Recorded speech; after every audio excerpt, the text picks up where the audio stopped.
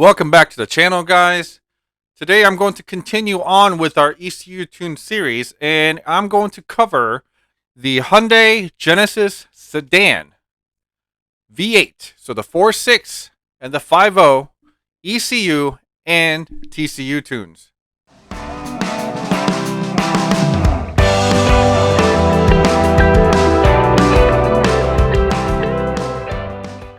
Alright, so before we do a deep dive into the tunes for the Genesis sedans, make sure you like and subscribe if you haven't done so yet, and hit that notification bell. That way you're notified every time a new video is uploaded. Now, with that said, I'm going to go over the basics of the Genesis Sedan ECU tune and the TCU tune. This hasn't been out in the market for that long. Honestly, there really isn't that huge support aftermarket wise for these cars. So even, as a company, it took a while for us to invest our time and money into actually developing this. But, for the few people that have supported us, we wanted to make sure that we get this out there for you. That way you can actually squeeze out the most you can out of the Hyundai V8. Now that's been discontinued, but I mean, it was the one and only V8 that you could get in the Hyundai brand. So let's get started.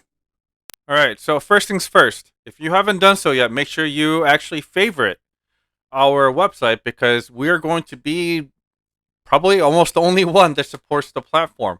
So the website is www.shopbtr.com, and you can always put that in your favorites. And if you do decide to purchase other KTM vehicles in the future as well, we do support most of the KTM vehicles out there, including the Genesis sedan that we'll be covering today. So let's get started right away. I'm going to go to model. Now, we're covering the Hyundai branded Genesis sedans, not the Genesis branded G80 or G90, okay? So we're going to go with a Hyundai Genesis sedan ECU tune. And this is where everything's going to break down. Now, there's several different options for ECU tunes and the TCU tune here. Now, if you look at it, they are divided into the years of the vehicle. Okay? And then this particular one is actually for the 3.8. For the 3.8, I will make a separate video in the future, so keep subscribed for that if you have a 3.8. But for the V8s, basically this one will be for the 4.6. It was made between 2009 and 2012. It's the 4.6 V8. There's a dyno sheet in here as well that you can take a look at. Let me move myself away. You're gaining almost 20 horsepower and like 20 foot-pounds of torque, so it's a huge gain there.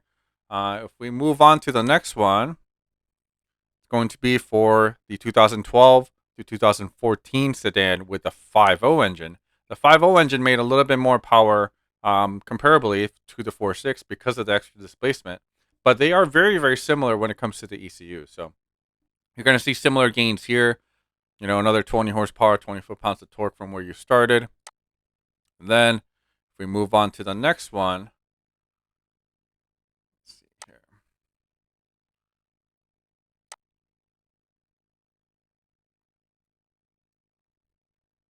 Okay, it's not coming up. Let me go back out and we'll go here. We go into this one, 2015 through 16 Genesis sedan. This is also for the 5.0. It is almost exactly the same 5.0 as the years before. It's just the ECU is slightly different and the output is slightly different as well. Okay, so again, you're going to see that gains right there. Now, the options for all three of them are going to be exactly the same. So I'm going to go over that with you right now. All right, let's just take this this particular ECU, for example. First thing you're going to do is make sure you have the right year selected, okay? So this one's for the 15 through 16.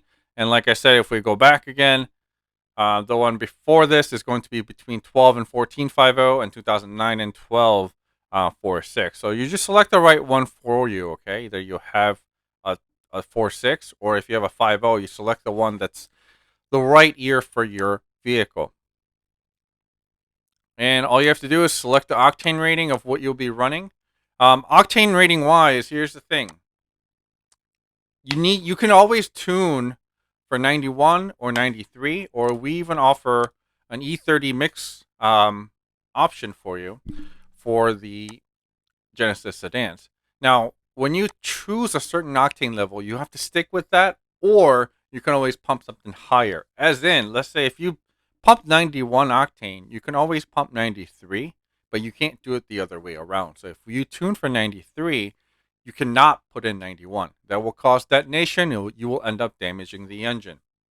Now, we also offer an E30 mixture tune, and we do recommend that you get the water methanol installed as well, but it is not a requirement to do a water methanol kit. The E30 itself actually does a lot of cooling. It does give you a little bit of extra octane. However, don't make the mistake of tuning for 93 and putting E30 in, because those are two completely different fuel systems, where the target AFR and everything is completely different between an E30 mix and a 93. So you can't assume that a 93 tune will function well with an E30 mix, okay? Because ethanol is completely different. We do have a separate video on ethanol. If you wanted to look at that to get a little bit more of an idea of what ethanol does for you, I'll post up a link on the top right-hand corner of this video that you could follow and take a look at that. If you wanted to add the AEM water methanol kit, I also have a video about that as well that I will also link right afterwards on the right top corner of this video, okay? With that said, that's all it really needs. This ECU tune will cover from you being completely stock to having full bolt-ons. Now, as explained earlier in the video, there is really no aftermarket solutions for these cars. So even the intake, the exhaust systems, they all have to be custom made. So make sure when you get them made that they are designed well, as in they're going to flow better than the OEM system. You don't want to get a custom exhaust made with straight 90-degree bends, and the pipings that are smaller than OEM piping, because then you're actually going to be restricting the system. So when you're getting a custom exhaust made at a shop, make sure the shop knows what they're doing, that you're, if anything, increasing the diameter of the piping from OEM. So if the piping, is like 2 inches, you want to go up to 2 1/4, at least, to make sure that you're going to be getting some decent amount of airflow changes into the car.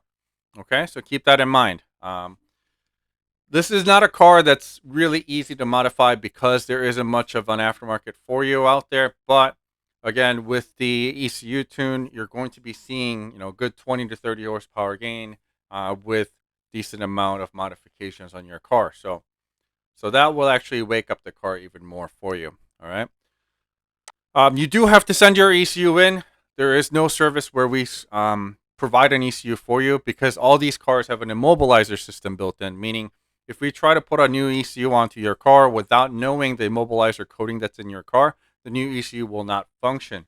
So only way for us to be able to tune your car to have your ECU function is to have your stock ECU sent in.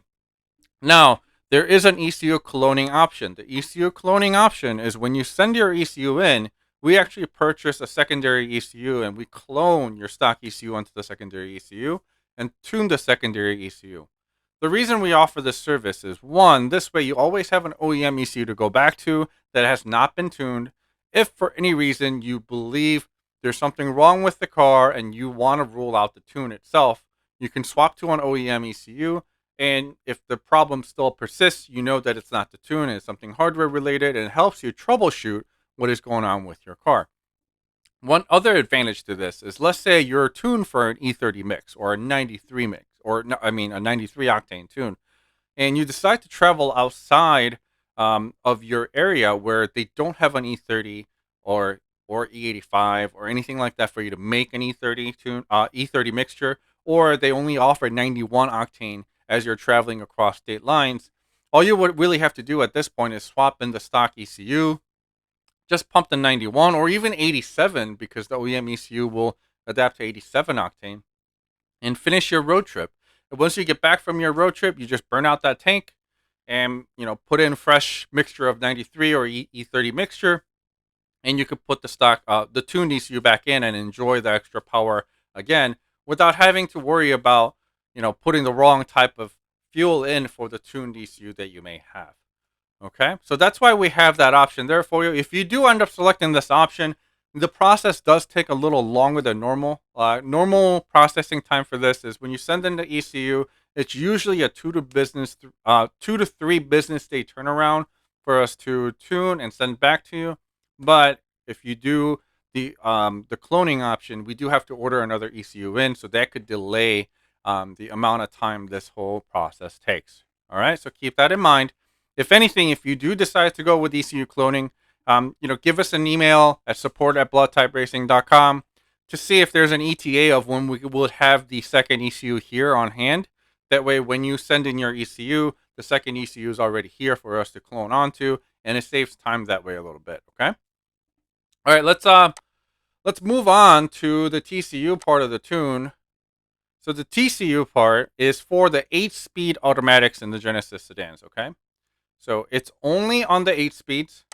So if you have the older version with the ZF 6-speed, it's not going to work. It has to be the 8-speed. The years from 2012 all the way to 16 will all work the same. You just have to let us know what year you have. You need to let us know what engine you have. So this works for the 3.8, the 4.6, or the 5.0. All right. Now, on the TCU side of things, you can send in your own just like the ECU, or we can supply you with a pre-tuned TCU. So TCU doesn't have an immobilizer system like the ECU does. So technically, you can take another TCU from another car, put it in your car. As long as it is the same spec car, the TCU will work. So this allows us to actually program a whole new TCU for your car and just send it out to you, as long as we know what your vehicle you have. All right. So if you don't want to send in your TCU and you want to keep your stock TCU for the same reasons I explained about the ECU and why you may want to keep your OEM ECU untuned, then that's an option for you. All right. And then you just have to specify if you have rear-wheel drive or all-wheel drive. That way we have those on record and we make sure that we tune everything for you to make sure that everything works when you receive the unit. Now, with the TCU Tune, what does it actually do? So if you look in the descriptions here, it raises shift point to 7,000 RPMs. Okay.